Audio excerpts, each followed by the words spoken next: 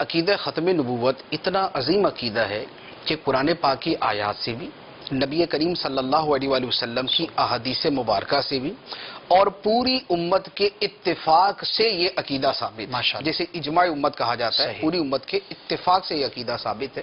قرآن پاک کی بہت ساری آیات مبارکہ ہیں، جن میں جو مرکزی آیت ختم نبوت کے حوالے سے ہے وہ قرآن پاک میں ہے، ما کان محمد ابا احد من رجالکم ولکن رسول اللہ وخاتم النبیین۔ محمد تمہارے مردوں میں سے کسی کے باپ نہیں، لیکن اللہ کے رسول ہیں اور تمام نبیوں کے آخر میں تشریف لانے والے ہیں۔ تو یہ آیت مبارکہ بالکل واضح طور پہ سرکار دو عالم صلی اللہ علیہ وسلم کے ختم نبوت کو بیان کرتی ہے۔ دوسری بخاری شریف کی حدیث مبارک ہے، اور اس کے علاوہ بھی دیگر جو احادیث کی کتابیں ہیں ان میں موجود ہے کہ نبی کریم صلی اللہ علیہ وآلہ وسلم نے ارشاد فرمایا کہ میری مثال اور مجھ سے پہلے انبیاء کی مثال ایسی ہے کہ جیسے کسی آدمی نے ایک محل بنایا، صحیح، اور اس محل کو دیکھنے کے لیے لوگ جو ہے وہ اس کا چکر لگاتے ہیں اور اس کے حسن اور خوبصورتی پر تعجب کا اظہار کرتے ہیں کہ بڑا خوبصورت محل ہے، لیکن فرمایا کہ اس محل کے ایک کونے میں ایک اینٹ کی جگہ خالی ہے۔ صحیح، تو لوگوں کو تعجب ہوتا ہے کہ اتنا خوبصورت محل ہے لیکن اس میں ایک اینٹ خالی چھوڑی ہوئی۔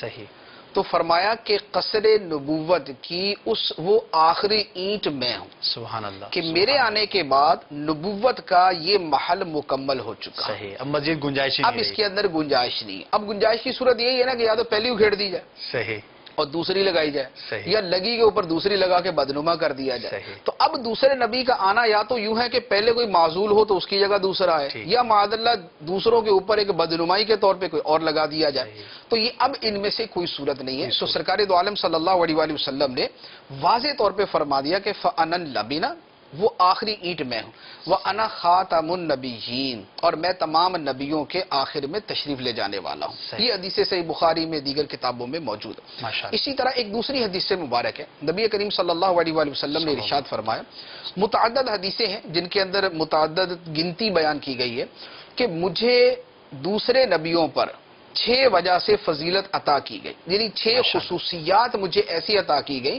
جو کسی اور نبی کو عطا نہیں کی گئی۔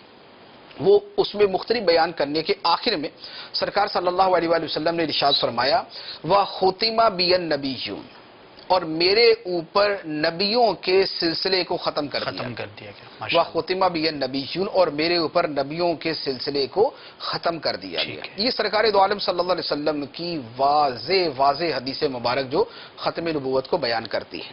اسی طرح ایک اور حدیث مبارک ہے، نبی کریم صلی اللہ تعالی علیہ وآلہ وسلم نے ارشاد فرمایا کہ قیامت کے دن جب سارے لوگ یعنی جب ساری مخلوق جمع ہے، اس وقت بھی عالم یہ ہوگا کہ یہ عقیدہ قیامت میں بھی بیان کیا جائے گا۔ اچھا، ماشاءاللہ، وہ کس طرح؟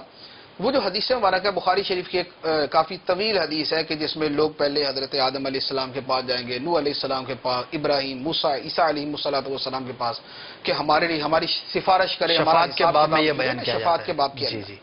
تو اب اس میں جب حضرت عیسیٰ علیہ السلام تمام مخلوق کو نبی کریم صلی اللہ علیہ وآلہ وسلم کی طرف ریفر کریں گے کہ تم ادھر جاؤ، وہاں آ کر جو لوگ نبی کریم علیہ السلام کو مخاطب کر کے کہیں گے، اس کے الفاظ کیا ہیں؟